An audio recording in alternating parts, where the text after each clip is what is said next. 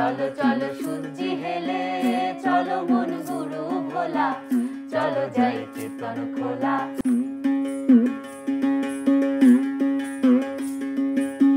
চলো চলো সূর্যি হেলে চলো মন গুরু ভোলা চলো যাই কীর্তন খোলা চলো যাই কীর্তন খোলা চলো চলো সূর্যি হেলে চলো মন গুরু ভোলা চলো যাই কীর্তন খোলা চলো যাই কীর্তন খোলা মায়ের সদর রাস্তা দিয়া ফল দিয়ে এলাম সোনালিয়া ডাইনে পথে গেলাম জ্বালাই নাম শুনে তার পালাই পালাই চলো চলো সূর্যি হেলে চলো মন গুরু ভোলা চলো যাই কীর্তন খোলা চলো যাই কীর্তন খোলা চলো যাই কীর্তন খোলা চলো যাই কীর্তন খোলা।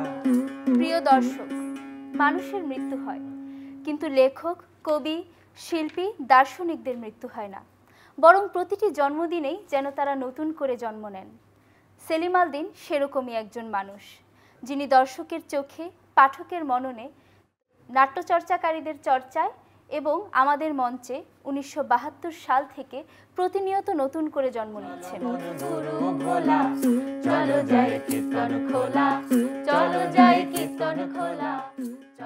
যিনি সমাজ, সমকাল, রাজনীতি, প্রান্তিক মানুষ, ধর্ম ও দর্শনের নানাবিধ বিষয়গুলোকে তার লেখনীর মাধ্যমে তুলে ধরছেন।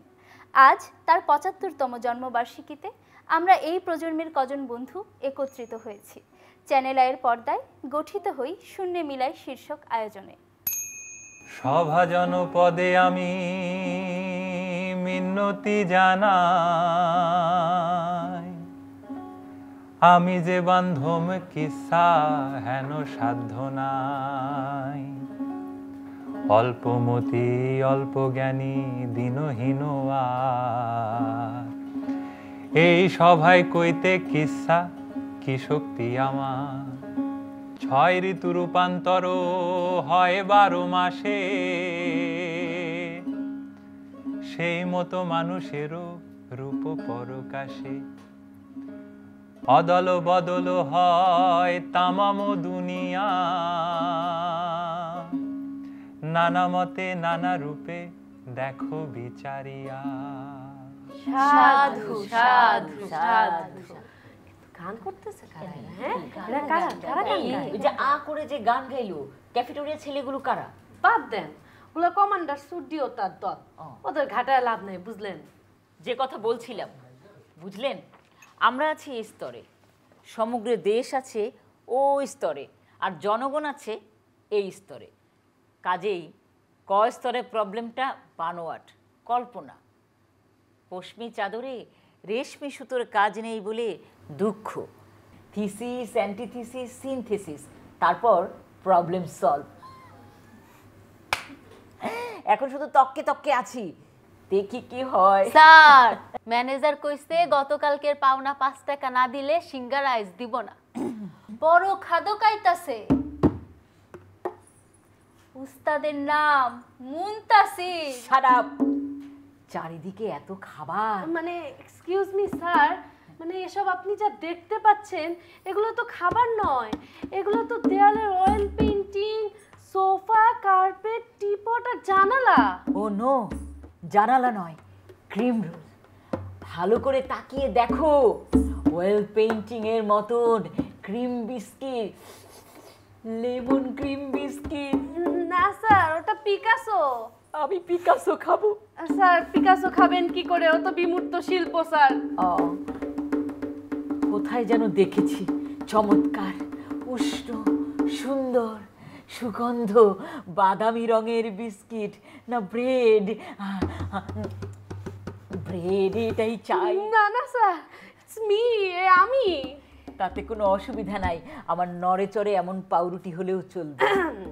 মানে স্যার, আর কি বলছিলাম যে সামনে মিউজিক্যাল কনফারেন্সে সঙ্গীতের উপর আগামী 17 তারিখ সন্ধেবেলা আপনার একটা ভাষণ আছে স্যার, মনে আছে? স্যার, টেপটা বাজিয়ে শোনাই। আও, সঙ্গীত, বাংলাদেশের সঙ্গীত, বাঙালি জাতির সঙ্গীত খুব দরকারি। দরকারি মানে তরকারি, আমি মাটন কারি খাবো। নিশ্চয়ই খাবেন স্যার। বন্ধুগণ, শুভ সন্ধ্যা। বাঙালি জাতির সঙ্গীতের মূল ধারা খেতে এসেছি আমরা। এই পদ্মা, এই মেঘনা, পদ্মা, মেঘনা, যমুনা, জারি, সারি, ভাটিয়ালি, এগুলো হচ্ছে ঐতিহ্যবাহী খাবারের মধ্যে সবার সেরা। আমি শিল্প খাই। স্যার, খাওয়া নয়, গান সম্পর্কে বলছেন, তাই বলবেন গাওয়া। হ্যাঁ, গাওয়া ঘি। ভাটিয়ালি সঙ্গীত হচ্ছে সবচেয়ে উৎকৃষ্ট খাবার। আমি গোল গোল কালো কালো ভাটিয়ালি গানের রেকর্ড খাই। ওই যে কবি বলেছেন না, নায়ের বাদাম তুই বাদাম, আমি বাদাম খাবো। হায় আল্লাহ। প্রিয় দর্শক, দেখলেন তো মুনতাসির কিভাবে শিল্প, সাহিত্য, চিত্রকলা সব কিছু খেয়ে ফেলছে। এভাবেই সেলিম আল দীন তার নাটকে এমন সব চরিত্র, তাদের চিন্তা আর দৃশ্যপট তুলে ধরেছেন। সেলিম আল দীন তার নাটকে প্রেমকে উপস্থাপন করেছেন খুব সহজ এবং সাবলীলভাবে। হানি, আপনি কি আমাদের সেলিম আল দীনের নাটকের প্রেম নিয়ে কিছু বলবেন? হ্যাঁ, জৈবতী কন্যার মন নাটকের একটা সংলাপ শোনাই। আর এমনিতে এখন তো সংলাপের সিজন চলছে। আর একদিন গাং পাড়ি দিয়ে কালিন্দী গেল মনসার মন্দিরে ভোগ দিতে। ফেরার পথে নৌকায় উঠল আলাল। অঘ্রাণ মাসের শুরু, চাঁদ লাল হয়ে উঠেছে পূবে। অঙ্গি গেছে দোকানে পটের রং কিনতে। নৌকায় বসে পা খলায় কালিন্দী।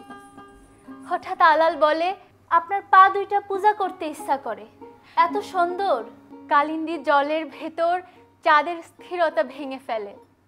আমি তখন অঙ্গি অঙ্গি বলে হিক তুলি, তারপর চুপ করে বসি। শরীর কেঁপে ওঠে, কানের লতিতে শীত নেই।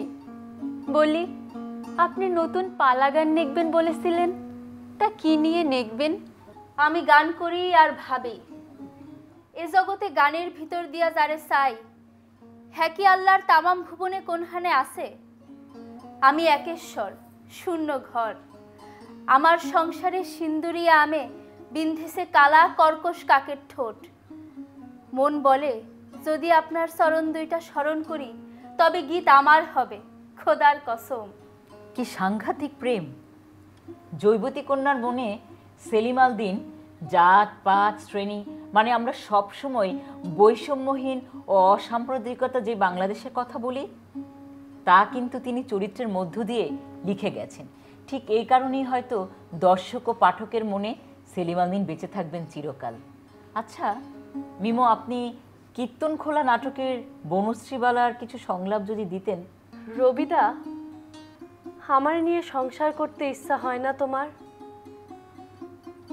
আমার চুল দিয়ে রোজ 2 বেলা তোমার পা মুছাই দেব, সিথি ভরা সিন্দুর পরবো। রবিদা, মটরশুটির ক্ষেত দেখলে আমার ইচ্ছে করে আসল ভইরা কষি কষি মটরশুটি তুলি আর কসকস কসকস কইরা মটরশুটি খাই। রবিদা, তুমি আমার সামনে থাকলে আমার ভয় ডর কইমা যায়। রবিদা, তুমি তো আমার দেবতা, যা চাই তোমার কাছে তাই পাই, যা চাই না তাও পাই।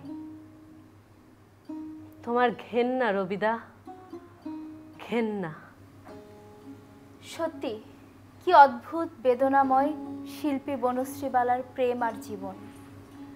আবু সাইদ নির্মিত কীর্তনখোলা চলচ্চিত্রে আপনারা দেখবেন রবিদাস, বনশ্রীবালা, ছায়ারঞ্জন এমন চরিত্র আর তাদের আদ্যপান্ত। প্রিয় দর্শক, সেলিম আল দীনের নাটকে শুধু মানুষের প্রেম নয়, আরও বিচিত্র রকমের প্রেম স্থান পেয়েছে। মানবিক প্রেম, সামাজিক প্রেম, প্রকৃতি প্রেম, ঈশ্বরের প্রেম। তিনি তো জীবনভর সন্ধান করেছেন বাংলা নাটকের সমৃদ্ধ ইতিহাস ও সংস্কৃতি। মনে পড়ছে সেলিম আল দীন রচিত শেষ নাটক স্বর্ণবোয়ালের নায়েব আলী গায়েনের কথা। হার জিত তো মানি না, হার জিত এটাও আর কি। আমাদের দয়াল মুর্শিদ কইছেন না, সাধন থাকলে হার লাগে না, জিতও লাগে না। শিকার শিকারী কিংবা হার জিত এক অদ্বৈত নৈসর্গিক ঐক্যে বাঁধা। এখন আপনাদের বনপাংশুল নাটকের দুটো সংলাপ শোনাই। যেখানে প্রথম চরিত্র লুৎফর মাস্টার এবং দ্বিতীয় চরিত্র হলো ফরেস্ট অফিসার হাসান। আমি লুৎফর মাস্টার করছি। তাহলে আমি ফরেস্ট অফিসার হাসান। আমার মনে শিশু গজারির গাছ আর তার কচি পাতা বাড়ন্ত, আর আপনার হাতে কুড়াল। পার্থক্য শুধু এইটুকু, আমি এই বনের বান্দরদের মানুষের চেয়ে কম ভালোবাসি না, কিন্তু আপনি বনের বান্দর আর বনপাংশুল দুইটারই বন্য পশু মনে করেন। আমার আস্তিনের পকেটে থাকে দাঁড়া সাপ আর গুই সাপের নিগা মুরগির ডিম, আর আপনার পকেটে থাকে চোরাই পথে গজারি বৃক্ষ পাচারের টাকা। কি যে কন্যা, আমার কিন্তু আত্মসম্মানে আঘাত লাগতেছে মাস্টার। আরে আমরা সরকারের অধীন, জমি জমা সীমানা নিয়ে হয় রাষ্ট্র, রাষ্ট্র সার্বভৌম। আমরা সেই ভূমের নামটা কষি নানান ভাবে। আমাকে চাকরির জমিনটা সেইখানে বাধা, গ্রাজুয়েট হলি পরে বুঝতে পারতেন। বৃক্ষের রাষ্ট্র হয় না, তাদের ভেতর মৃত মান্দাইগণের আত্মা আছে। শুধু দর্শক শ্রোতা, সেলিম আল দীন তার বনপাংশুল নাটকে রাষ্ট্র এবং তার ভৌগোলিক সীমা নিয়ে কথা বলেছেন। তিনি দেখিয়েছেন শোষক এবং শোষিতের অবস্থান। তিনি বলেছেন বৃক্ষের কোনো রাষ্ট্র হয় না, তবে সভ্যতার সংকটে পড়ে নিঃশেষ হয়ে যাওয়া আদিবাসী মান্দাইদের অদৃশ্য আত্মা যেন ভর করেছে তাদের বুকের ভেতর। শুধু বৃক্ষদের কথা নয়, সেলিম আল দীন তার ধাবমান নাটকে পশুদের কথা বলেছেন। মোর শাবক সোহরাব, তাকে যখন মানুষ তাড়া করে জবাই করবার জন্য, তখন সোহরাব তার প্রতিবাদ করে। সেইখান থেকে আমি একটু সংলাপ বলি আপনাদের। গ্রামবাসীরা বিস্মিত হয়, যার জবাই হবার কথা সে উঠে দাঁড়িয়েছে, উল্টো সিংহের ছুরিতে জবাই করেছে দুইজন মানুষকে। মোষ তো গরু নয় যে নিরুদ্ধ বেদনায় দুই চোখ ছলছল করবে, ক্রুদ্ধ হবে না, ক্ষিপ্ত হবে না, কলিজা ভোরে কাঁদবে। মোষ তো অপঘাতের বিরুদ্ধে কখনো কখনো রুখে দাঁড়ায়। সেলিম আল দীন তারা আরও অনেক নাটকে এই অপঘাতের বিরুদ্ধে কথা বলেছেন। আমাদের স্বাধীনতা যুদ্ধের ইতিহাস, মুক্তিযুদ্ধ নিয়েও কিন্তু তিনি অনেক নাটকে কথা বলেছেন। কেরামত মঙ্গল থেকে মুক্তিযুদ্ধের একটা অংশ, যেখানে কেরামত এবং কমান্ডারের কথোপকথন আছে, সেইখান থেকে কি আপনারা কিছু করতে পারবেন? আভি ভাই ধাপেল, হাত পিছলে যাও। কে নাম তেরা? আমার নাম তেরা না, সোজা। আমার নাম কেরামত। কাগজে কিতনা বায়াস কিতনা মাহিনা? মাহিনা দিব কেরায়? সাবের দোকানে কাম করতাম পেড়ে বাতে, দোকানটা দিছে পোড়াইয়া।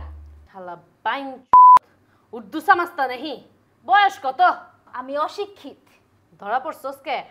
পালাবার নইছিলাম দীক্ষা। পালাইবার চাইছিলি কে? যাতে ধরা না পড়ি। আরে তোরে ধরলো কে? আরে ওই যে পালাবার নইছিলাম। কলমা জানস? জানি। ক কে? তুই হিন্দু না মুসলমান প্রমাণ লাগবো না? কি কয় তানেরে জিগান, ধরার লগে লগে নুঙ্গি উঠে দেখাই দিছি না। হ স্যার, নগে নগে দেখা দিছে, লজ্জা শরম হায়া টাট্টিকু। আপনারা একটু থামেন। আসলে বিষয়টা হলো, সেলিম আল দীন তার নাটকে এসব সরস সংলাপের মধ্যে দিয়েও প্রথিত করেছেন মুক্তিযুদ্ধকালীন সত্য। আমার মনে পড়ছে এই মুহূর্তে তার হাত হদাই নাটকের কথা, যেখানে তিনি বেশ্যা চরিত্র চুক্কুনির জানাজার বর্ণনা দিয়েছিলেন, যা এক মানবিক কান্নার ঢেউ তোলে। এরা মাত্র জনা আষ্টেক ছিল জানাজার সঙ্গে। গায়েগঞ্জে যে মেয়ে বেশ্যার জীবনযাপন করেছিল, তার জানাজায় তো চরের সাধারণ মানুষের জেনে শুনে আসবার কথা নয়। তাই অন্ধকারে কুসুম ঝরবার মতন ঝরে গেল চুক্কুনি। শুধু তার জীবনের বিষাদ করুণ গন্ধ স্বজনের বুকের কৌটায় জমা রইল। ওরে ভোলা মন,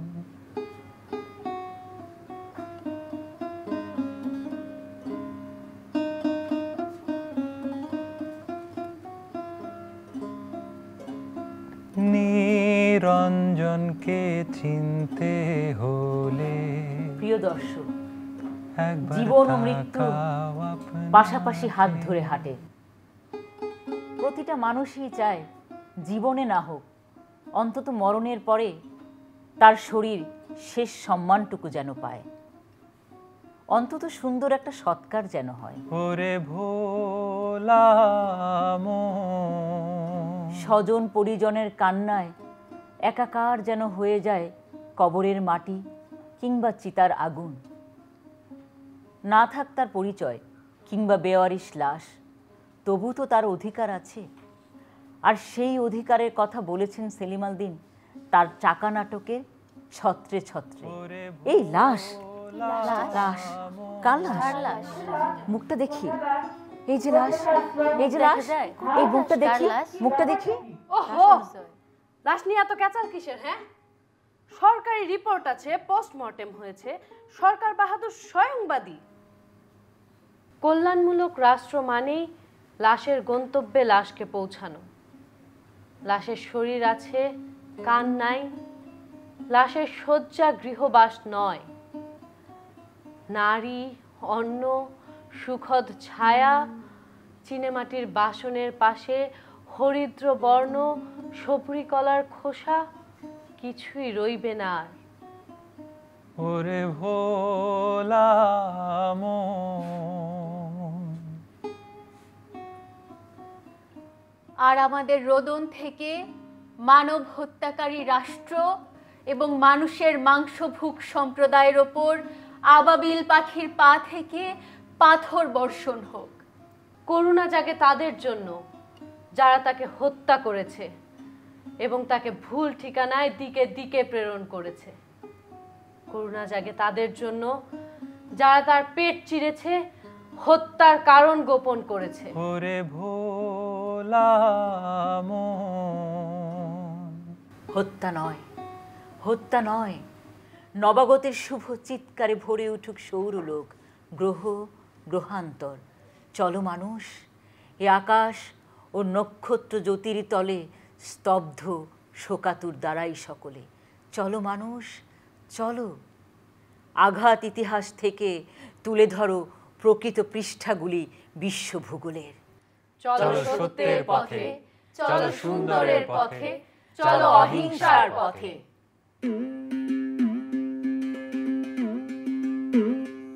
ওরে ভোলা মন।